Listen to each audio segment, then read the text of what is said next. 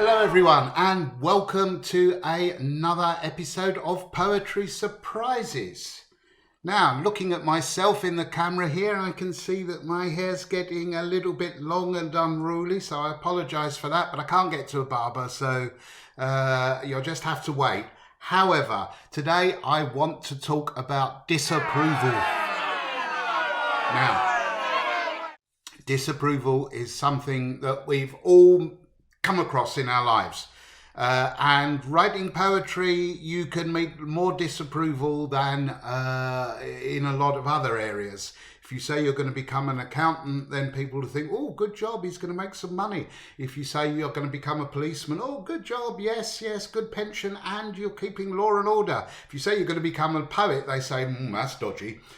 So it's difficult. It's difficult writing poetry. It's difficult socially.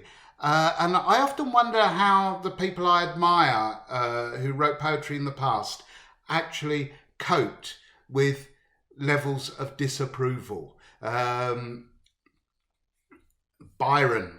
well, he probably didn't care. Wordsworth, Shakespeare probably got himself into trouble enough times. It just is, you're a bit of an outsider, and you know, we've all had it. Anybody who writes poetry's had it. You know, it's the teacher who looks at the back of the class where I'm sitting and says, Hudson, are you writing another poem or are you going to actually do some real schoolwork? And, you know, you take a little dive. It undermines you. You feel defensive. And, you know, the sad thing is, it all starts with your parents.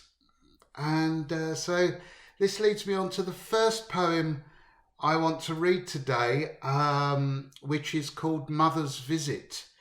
And, you know, it has to be said that dear old mum, she was, she never objected to the fact that I wanted to write poetry, but she had no clue about what poetry was. And she saw it as a barrier between her and me. So therefore she disapproved of it. And here's the poem. This is from the Pumpkin Lantern, called Mother's Visit. It's as if all my books are blanks, dashed at the floor, and the shelves left hollow, bare balls. Buttressed by an armchair, smile faint as irony, and so fragile. Depressed like the cushions her buttocks suffocate with sitting. She remembers accusing her husband of turning my head after he handed me the Odyssey, his only gift, my first book. I watch her buying sweets as we head for the telly. Her dentures machine gunning. What do you want? What do you want?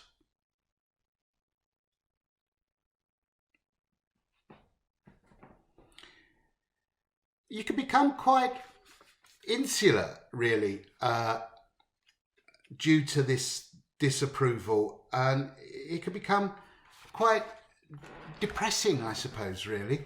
And, you know, I know that mental health of a lot of writers is dodgy. And to be quite honest, it doesn't go away as you get older because your peer group, you try to meet other writers and they can be quite competitive. They can put you down as much as your parents did. And obviously that defensiveness just gets more and more dangerous. Here's a poem I wrote from the for the latest collection, Roadseed, which is, this poem's called Frosty, and it kind of reflects a state of mind that it's so easy to get stuck in when you want to be creative, you want to write, but you don't want to come out. You don't want to expose yourself because you feel very easily hurt by this process of ongoing sort of judgment, disapproval. And, you know, when you're like that, you actually, and I'm sure you've seen this, in yourself, you actually misinterpret. And people who say good things about you, you think, oh, they're only saying that. And people who say bad things about you, you think, oh, yeah, they're right. Because of this disapproval model that you've got from childhood that you just have to overcome. This poem's called Frosty. The grass is brittle. A film forms on the bird bath. Last night there was no moon, only stars.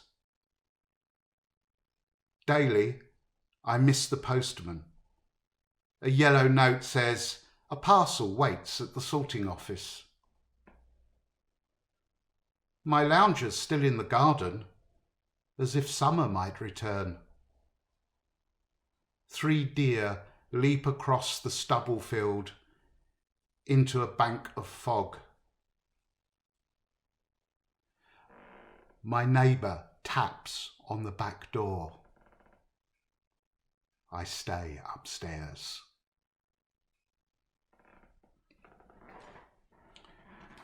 Now, of course,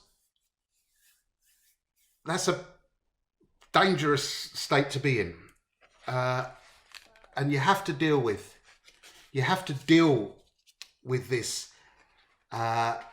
lack of self-esteem, lack of self-belief that results from these models of disapproval that we've all experienced. And here's a poem that comes from a bit of folklore local to Dumfries and Galloway.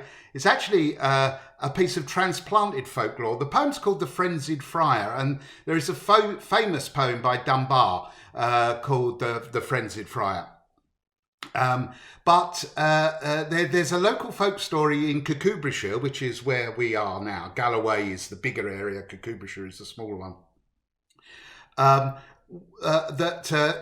sort of transplants the story of the Frenzied Friar to Tongland. And Tongland is a small community that's between here, Castle Douglas, and Kirkcudbright on the coast, which is 10 miles away. It's in between the two. So this poem is called The Frenzied Friar, and it's a way you might like to deal with that seed of disapproval that was planted at such a young age and has followed you for so long. The Frenzied Friar. Today it would make the tabloids, but once upon a time it sank, along with a few laughs, into folklore. Wax glued goose feathers, and a certitude that no mammal but man can muster, then the Frenzied Friar perched on the top of Tongland Kirk to become the first human to fly. As he dragged himself upright, he cursed the quality of feathers these days. His wings, caked with the reeking dung heap that saved him, left onlookers sniggering like jackdaws. Or so the locals say.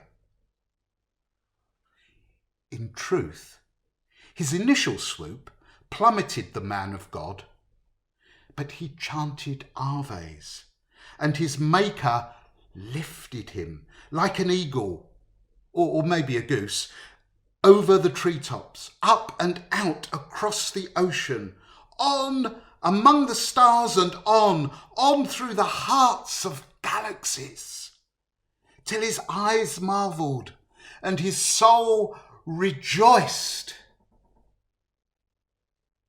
Upon return, he chose a midden for landing. A humble friar knows his place.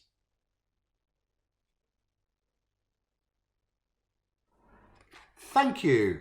I'll be back tomorrow with more poetry surprises. Please subscribe to the channel if you can. Follow what's going on, and there'll be a completely new topic to address tomorrow. Okie dokie. Right. Bye for now.